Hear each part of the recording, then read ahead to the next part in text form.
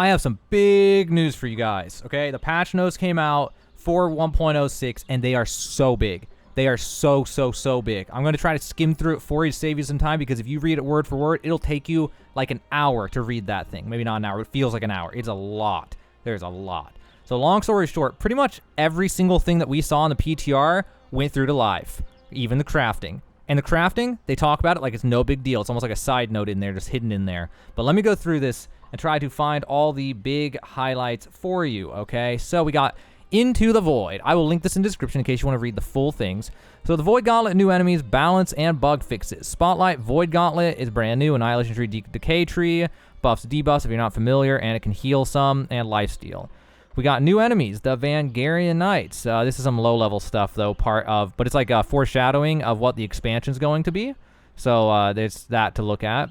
We got world experience, added starter zone, visual variety and improvements, updated visuals. Here's a big one. We run faster on roads now. While running on road, you will now receive a movement bonus. Movement speed bonus of 10% while traveling on roads. The movement speed bonus will not trigger unless the players been running for 3 seconds and they are on a road. The movement bonus will be canceled if a player engages in combat in any way, such as dodging, blocking, attacking, or being hit with a debuff. So you can't really combo that with other move speed that tricks like the bow ones and stuff, unfortunately. Honestly, I feel like that should be higher than 10%, but hey, it's something. That's nice. We also have added a 10% luck bonus and a 30% gathering luck bonus to players flagged for PvP. 30% gathering luck, guys. That is so freaking much. And 10% luck, that is insane. So now if you are flagged for PvP, you are at a significant advantage over normal players when it comes to gathering and looting enemies. So for you PvPers out there, that is one of the biggest changes, if not the biggest change of all of this. Okay. We got different bugs. They fix little bugs in this with weird things, but the bugs aren't really worth going through. Other than there's one in here that I couldn't find, but she's probably in here because I said they were going to fix it. Maybe it's 1.07, which malevolence bosses are either got fixed this patch or next patch. We'll see. New PvP missions, control points, intercept, war camp loot. So see control of a fort, defeat enemy faction members to collect their tiers, retrieve hidden plans at the enemy's war camp. These replace the old ones, by the way. I've seen on the PTR. So those old ones you used to do, that's not how they work anymore. Those are just gone. They're replaced with these ones. I've updated several quests. Quests are different, main story. And then we have updated location of the survivalist wolf den and first light to reduce the amount of travel. Random bug fixes. Not anything too crazy in here to the best of my knowledge. I didn't read it all. I tried to skim through it, though. More bug fixes. This patch has an insane amount of bug fixes, by the way. So be ready for just insane amounts of bug fixes. Oh, this is the one with the enemy that was spawning way too much, and there were like a million of them. Apparently they fixed that, so that's a good one. So we fixed the well-fed buff stacking exploit. Thank God. I've been complaining about this one for a long time. Made people so strong in PvP. So now it doesn't stack from different things of food. The most recent instance of the buff will now replace any previous versions. That's a pretty massive change. That is great. They fixed that bug. Fixed the bug that prevented weapon coating items from being consumed properly when used. That's also nice. Now here's some big ones, and there's some other change that's even way more massive than this that goes with this. Where Void Bat, if you've seen my other video I posted the other day, Void Bat is not the best armor, and after the change that's further down these patch notes, Void Bat is just like meh compared to your option, the other options, okay? And I'll explain that in a minute, but they increased the scaling of the leeching perks, 0.5 to 1.5, instead scales 1 to 5, so lifesteal is going to be a little bit better. They made Freedom, Vigor, and Invigorate, instead of 3.5% based on gear score, they're now 3 to 8%, which makes Invigorate, which is on Void Armor, even better, so it's a Void Armor buff. But there's something about that we'll get to in a little bit. Decrease the cooldown of the Keen Speed perk, which grants haste on critical hits. It's now a 5-second cooldown instead of 10, and the haste lasts from 2 to 3. So you have it almost active at all times if you're hitting continuous crits, which really helps rapier builds. They increase the poisoning, bloodletting, burning, crippling, any of that stuff. Let's see, inflict enemy duration on rings perks. Yeah, so the duration from 3 to 7% to now increase the duration from about 15%. Fix a bunch of bugs with the chain elemental stuff that are making it do things it shouldn't do, like hitting and doing damage to invulnerable characters. Here's a big one that a lot of people complain about, and we finally have a fix. The increased healing bonus on light equip load not only got buffed, but it should work now, and increase the healing bonus for medium equip load from 10 to 15. So now having light armor will actually give you a significant boost, to the point where there's healing nerfs in here for life staff, but you actually heal for more with life staff after the patch if you're using light armor. So actually life staff got buffed, contrary to popular belief, but only if you're using light. If you're using heavy, it got hard nerfed. So jumping and traversing is now disabled when navigation is disabled or whatever.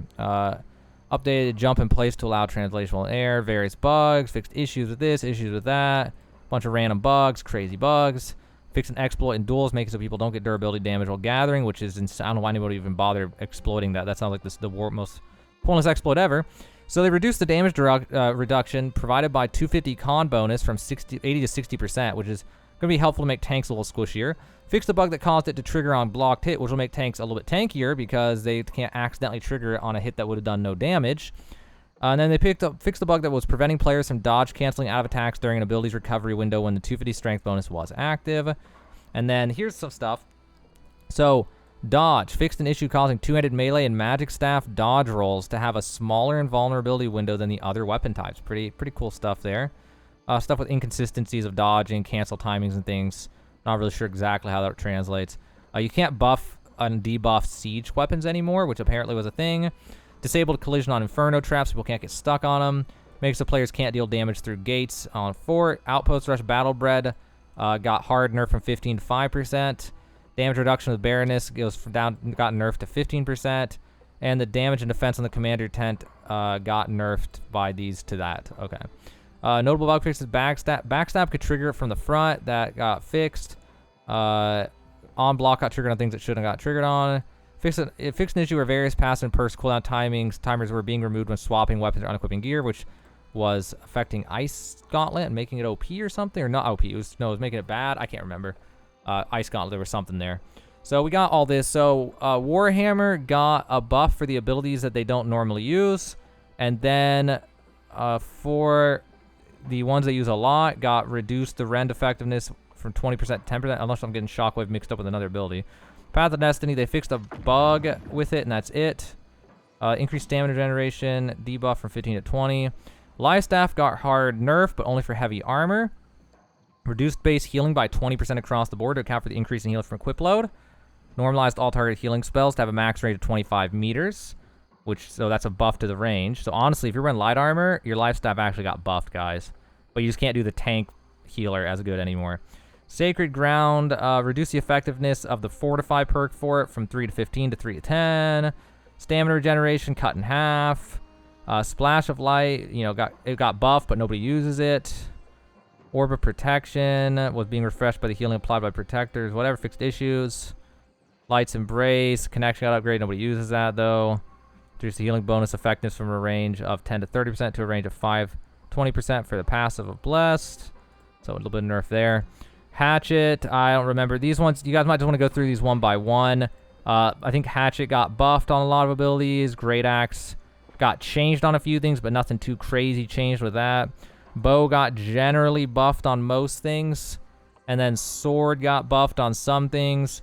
Fire Staff got nerfed on a lot of things and then buffed on some things. So Pillar of Fire got buffed, for example, but a lot of the passives got nerfed. So Fire Staff saw some nerfing across the board on the meta builds for it. Spear got buffs. We got buffs to the Spear in general. The Ice Gauntlet got nerfed generally. And then Ice Shower cooldown increased from 20 to 30 is probably one of the biggest changes in that. Increased Pylon's health, added a max lifetime of 45 seconds to Ice Pylon. So they're trying to buff abilities that nobody uses and nerf abilities that were kind of OP. Ultimate Chills, bonus damage decreased from 35 to 25. It's still really good, though. Reduce critical change bonus from 20 to 15 on Critical Frost. Same for this other one. So just hard nerfs for that. The Rapier got pretty buffed, like a lot. Tondo, 11 seconds to 6.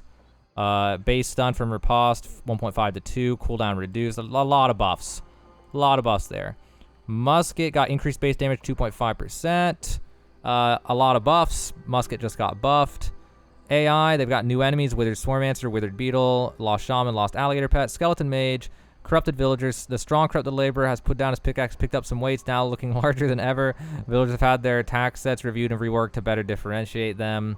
So bug fixes, AI tuning, just fix a bunch of issues. Corruption breaches, fixing some kinds of enemies and not spawn on. I don't think they fixed where we can fight Commander Thorpe and Murkgard, though. I think we still can't fight him. Unless I just skimmed through it and missed it. Maybe it's in here, but I don't think they fixed it. So, fixed it with AI, made Boar a little bit easier to hit, which is interesting. Expeditions, fixed bugs, fixed bugs, fixed bugs. Dynasty, fixed bugs. This all just bug fixes. No major changes, just bug fixes. Bug fixes and bug fixes. And then arena bosses, Avarice, whatever, bug fixes, reduce model size of Banus, or whatever you say, however you say it. Now here's where we get some more big stuff, okay? Economy, progression, and loot. So I hope you guys are ready for some really big changes. So that was a lot of bug fixes. Now we got some big stuff to go through.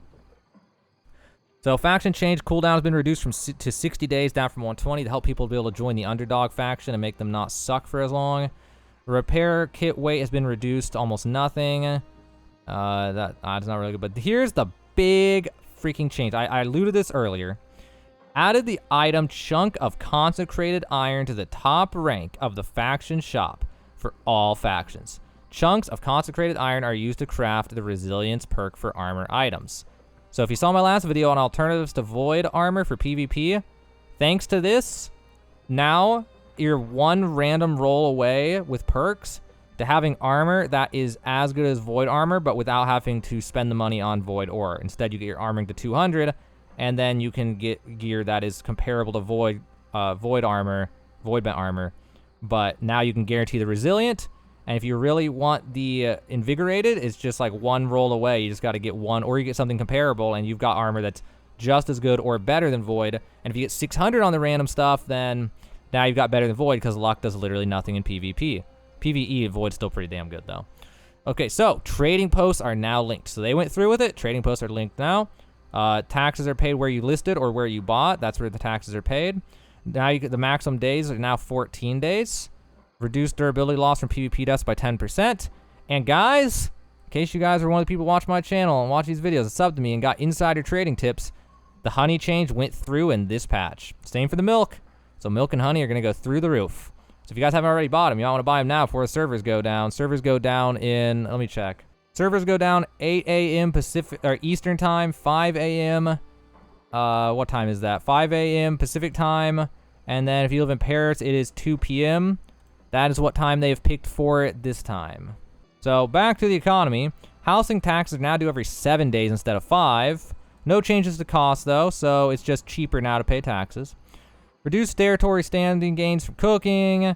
Updated the project that requires 1 item instead of 5 now. Increased XP requirements for progressing crafting trade skills. So guys, the crafting changes went through. Let me read this to you. Once players unlock a new tier of recipes, iron, steel, the XP requirements to continue progressing by just crafting things at the previous tier will be significantly diminished. However, it should still take the same amount of effort to progress the crafting skill if you craft items in the highest tier you are capable of crafting. I wanted to let you guys know right now, that's flat out just false. If you craft the highest thing possible, you're still going to average from beginning to end like 1.15 times more effort and like more XP needed. And on top of that, you're going to have to use the highest level mat every time, so you can't cut corners making cheese things like weak honing stones. Alright, so trade skills. Potion crafting update. We felt some of the high tier core potions, particularly health potions and mana potions, were a little too difficult to craft. So updated the recipes to craft these items, introduced a new I can't even say the word, component. Alkahest. Alkahest is crafted by distilling magical herbs found throughout Arturnum and serves as a reliable potent base for potions going forward. So guys, Hyssop is going to go up in price because Hyssop is now used in all potions except for offensive potions. Rare resources from gathering nodes. So thanks to reports, they figured out an issue that was causing people to not get the medium tier stuff. So if you guys have any of those really rare ones like petrified wood, they're going to drop way more now, apparently. And so you might want to sell them now before the price goes down, because what it was before was, during the bug, before this change, if your luck was too high, it actually would make it so you were less likely, and there was a sweet spot with luck that you had to be in to even have a chance at getting the drop. So it made it so some people literally couldn't get them if you were too geared up with luck. And then, let's see, this chance can be increased by eating the appropriate trade skill food. Trade food also enables the possibility of these to drop before you would ordinarily be able to get them. Fishing mission now requires 3 woodlouse bait instead of 5. That's the one over by Windsward if you're not familiar. Loot rewards added several new named items as special drops from named knights found in Laurel Knights that are quest targets don't have special drops. Add a new style of weapon that drops some knight enemy type.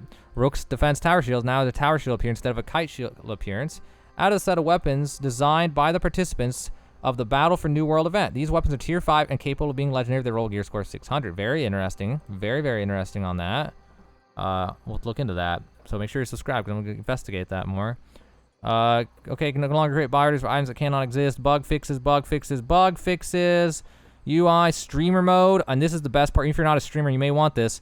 Choosing the full do not disturb will turn off all incoming notifications. Oh, that'll be so nice. No more random crap popping up every 2 seconds if you avoid buying territory standing. That'll be nice.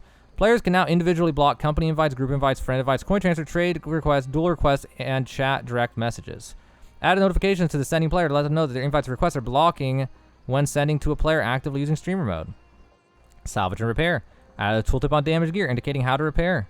Add the damaged gear indicated inventory screen of players' damaged gear. All right, just note whatever. And we got notable bug fixes. Now we prevent players from locking in player-to-player trades that would result in inventory overflow. Nice. Prevents players near the coin cap are prevented from doing trades that would cause one player to exceed the cap and therefore lose coin. And various other little things. Added proper icons to a number of items that are missing icons in the trading post. Once it said placeholder, by the way. Upcoming war invasion tooltip on the map will now remain closed and not reappear when you open the map if you close the notification until the next war or invasion. Okay, so that is the bulk of that. Whew, it's a lot. Okay, and I skimmed a lot. I summarized a lot. If you guys want to go read every single word of that, the link is in the description below in this video, below the first paragraph. All right, I know there's a lot. My goodness, that took so long. It's now nighttime in the game. So that is the patch. That's the November monthly release. That is a freaking massive content drop. That is so much stuff, so many bug fixes. I'm kind of scared there's that many bug fixes because that makes me think there's going to be even more bugs because usually bug fixes break the game, make more bugs with this game. But we'll see. And I'm very excited. This is a great sign for the game. If they do one of these every month, that's going to be freaking insane. Can you imagine if every month there's this much content or more? That'd be insane. I'm super excited now. I was not expecting it to be that much. It's everything they had in the PTR and more. Freaking amazing. And that's not even including that next week there'll be another patch. If they didn't fix the malevolence bosses this time, they got it next time. I saw a post about that, actually. Also, make sure you subscribe to this channel if you want to keep up with news, updates, guides, build guides, gold guides, everything. I post all sorts of New World content to this YouTube anywhere from 1 to 3 times a day. So make sure you subscribe if that sounds interesting. You want to keep up with that. But overall, I am very excited about this patch. I hope you guys are too. I can't wait to get back into a tournament and play this game. Try out Void Gauntlet. I'm also going to post build guides for the Void Gauntlet life staff combos and stuff. And I'm probably going to go full healer Void Gauntlet life staff just for the memes. So I'm very excited to go do that. I hope you guys are excited too. It's going to be a fun time out here in the world of Aternum / New World.